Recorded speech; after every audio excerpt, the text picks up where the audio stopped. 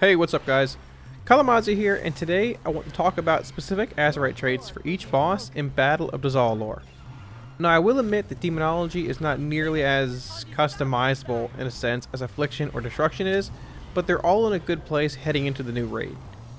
If you missed my earlier video this week on which specs and talents I feel will be best for each fight, I'll have a link to that in the description below. I will mainly be referring to those specs on a fight-by-fight basis here. I'm not saying that Demonology is unplayable on a fight like Jadefire Masters, I'm just going to be looking at it from an actual progression standpoint. If you're interested in any of the weak auras or add-ons you see here, I will have a link to my Twitch where I'll be streaming all of our progression, and my Discord in the description where you can find them all. I will also have a link to Blood Mallet, which has all of the latest single target trait sims for each spec in the description as well. Thankfully in battle, each boss drops a piece of Azerite gear, which essentially makes obtaining the best traits for each spec pretty easy. For Affliction, you're going to want as many Racking Brilliance pieces as possible, and for Destruction, Crashing Chaos is still the strongest overall spec-specific trait. Supreme Commander for Demonology is available across multiple pieces in the raid, and while it does lose a bit of value past the first stack, it's still a strong overall choice in multiples. For Champion of the Light, I feel that Affliction will be the strongest overall spec for progression. Inevitable Demise and Sudden Onset gain a tremendous amount of value here as there are multiple targets present. Reapplying your dots to either the ads or the boss does apply a stack of Zealotry when the correct seal is up, but can be worth it as long as the stacks aren't too high. With multiple ID and potential SO pieces, the fight will function pretty closely to how Mythic Zool did, generating ID stacks from the ads and pumping it back into the boss.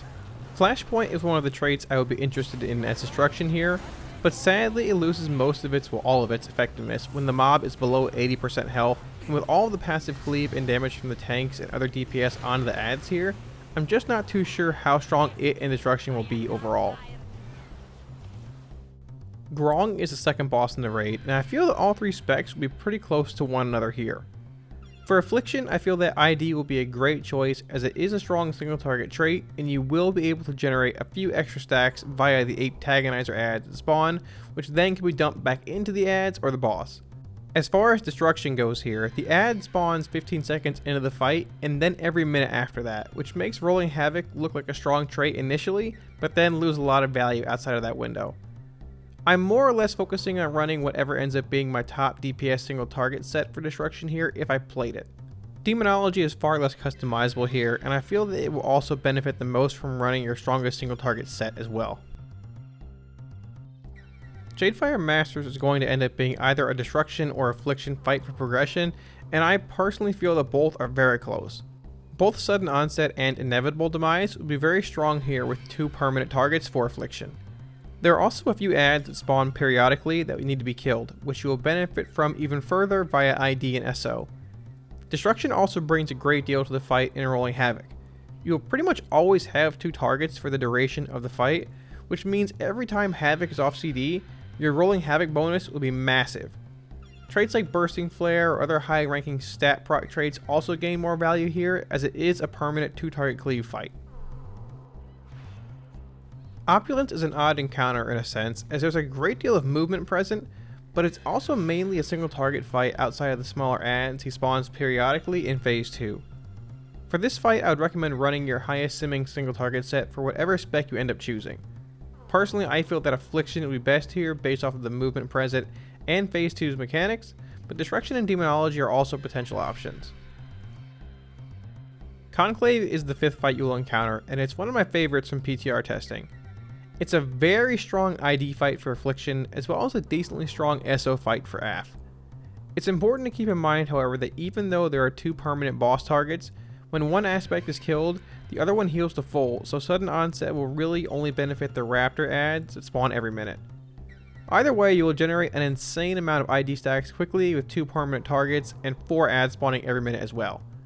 Destruction also has the option of running Flashpoint here, as the raid should not really be hitting the other aspect outside of cleave and resource generation. You will also be able to proc Flashpoint via the Raptor ads every minute, which I think makes it and Destruction a great sleeper choice here.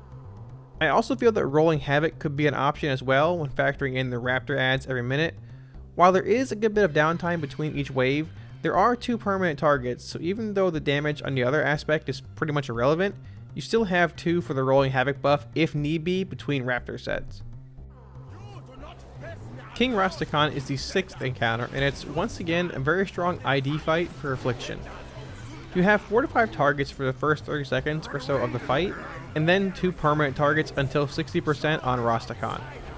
In early PTR testing, it seemed that I was not gaining stacks of ID from Bwansamdi as he absorbs all incoming damage, but that could have been changed since then.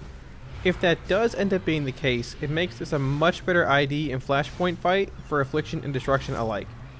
There are also the zombie dust totems that spawn periodically up until phase 4, which make for a few ID stacks or a decent Havoc window for Destruction, but not enough to warrant rolling Havoc pieces. Mekkatorque is certainly one of the most interesting fights in battle from a Warlock perspective. You're able to generate a large amount of ID stacks very quickly from the spark bots that are active. They take 99% reduced damage, which means that both Flashpoint will proc and ID will generate stacks here. There's also some merit to playing Demonology here, with it being a sleeper single target fight that you can run Doom on for soul shards. Sadly, there aren't really any traits for Demonology that will break the mold of the best single target sim set you're wearing really here.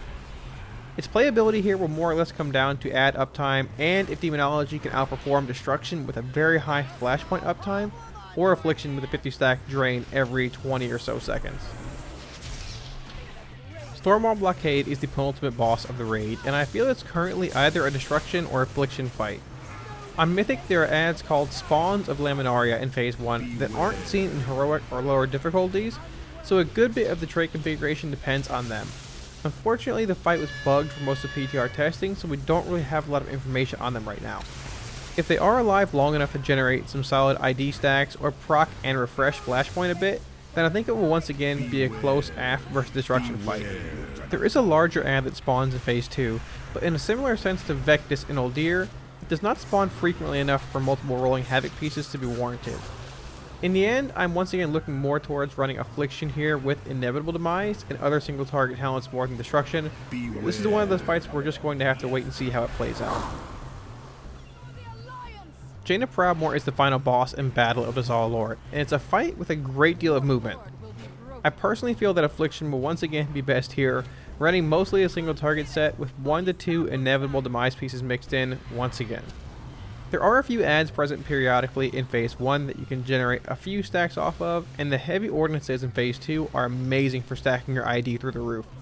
They will also proc Flashpoint for Destruction as well, but with there not being any permanent targets in phase 1 outside of Jaina, you lose way too much running it mainly for phase 2 damage.